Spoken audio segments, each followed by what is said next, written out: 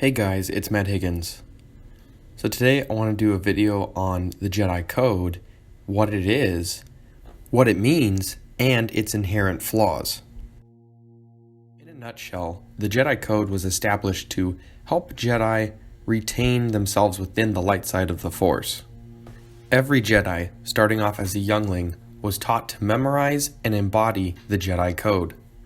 So you're probably wondering now, what actually is the code? Like, what does it say? The actual Jedi Code does not say a lot, but means a whole lot more. The Jedi Code is as follows. There is no emotion, there is peace. There is no ignorance, there is knowledge. There is no passion, there is serenity. There is no chaos, there is harmony. There is no death, there is the Force. Occasionally, the Jedi Code is shortened to an alternative version. This alternative version is as follows. Emotion yet peace. Ignorance yet knowledge. Passion yet serenity. Chaos yet harmony. Death yet the Force. Alright, so now that we've gone over what the Jedi Code actually says, let's go through each of those lines and determine the underlying meaning behind them. So let's start off with the first line. There is no emotion, there is peace. This line of the Jedi Code is related to an overarching theme we see in the prequel trilogy, which is the lack of attachments. Jedi are prohibited from forming attachments. As Yoda says in Revenge of the Sith, attachment leads to jealousy, the shadow of greed, that is. This line of the Jedi Code focuses on suppressing emotion. Now to me, this is one of the larger flaws of the Jedi Code. As we know with the prequel trilogy, is that love was something that the Jedi did not embody. To the Jedi, the ability to suppress emotion was to be completely removed of temptation of emotions that could possibly lead down the dark path. Alright, so moving on to the second line. There is no ignorance, there is knowledge. This line is pretty straightforward. Obviously, as we know, the Jedi focused on learning. That's what they did throughout their entire time under the Order. When not serving on missions, Jedi were training, reading, gaining as much knowledge as they could in the Force to be the best Jedi they could be. To me, this is one of the better parts of the Jedi Code, especially one that we could ourselves embody in our actual lives. Alright, moving on to the third line. There is no passion, there is serenity. This line is very similar to the first line that talks about emotion and peace. Obviously, when we form interpersonal relationships, we are very passionate about those people. This line, like the first line as well, also prevents Jedi from seeking revenge or killing unarmed opponents. The real difference between the first and third lines is that the third line talks about passion in a general sense, meaning that it doesn't have to just apply to the interpersonal relationships that the Jedi had. In a sense, this could apply to maybe a hobby or some other kind of pursuit that wasn't necessarily developing relationships.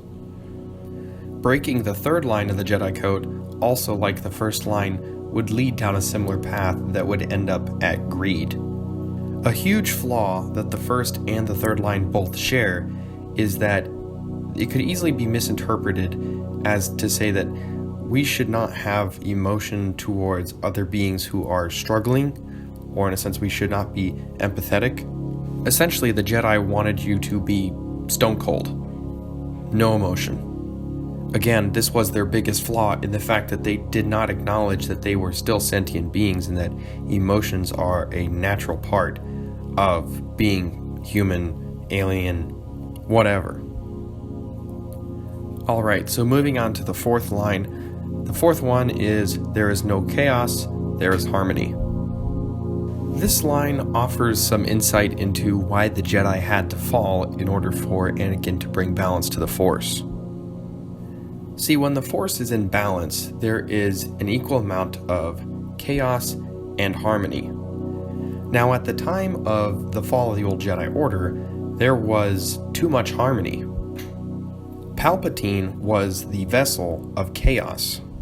Palpatine was sent by the Force in order to completely tip the scale over, and Anakin was supposed to be the one that was going to weigh it back down into balance. Alright, so let's move on to the last line here. The last line is, "There is no death, there is the Force." I think this one is pretty obvious to most of us.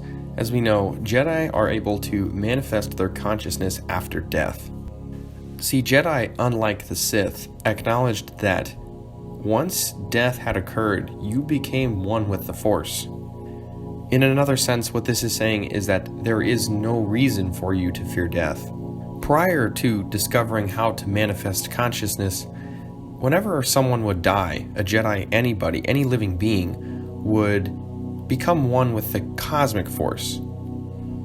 Now, by learning the secrets of the living Force from the Force priestesses, Jedi Master Qui-Gon Jinn was able to learn how to manifest his voice after death, or his physical presence in places where the Force was strongest. Grand Master Yoda was able to follow in his footsteps and actually learn how to manifest his physical presence into the real world anywhere, not just in places where the Force was strong. The last comment I want to make about this line is that because it ends with the word Force, we see how important it is for the Jedi. Alright guys, so that's going to wrap it up for this video here today. Let me know if you guys like this video. I'd like to hear your guys' thoughts too on the new Solo trailer. I personally enjoyed it. I think it's going to set a new tone for the Star Wars spin-offs. I think this movie will be more focused on the action and adventure and ultimately Han Solo's character development, but we'll see obviously what happens when the movie comes out at the end of May. So with that guys, have a great weekend and may the Force be with you always.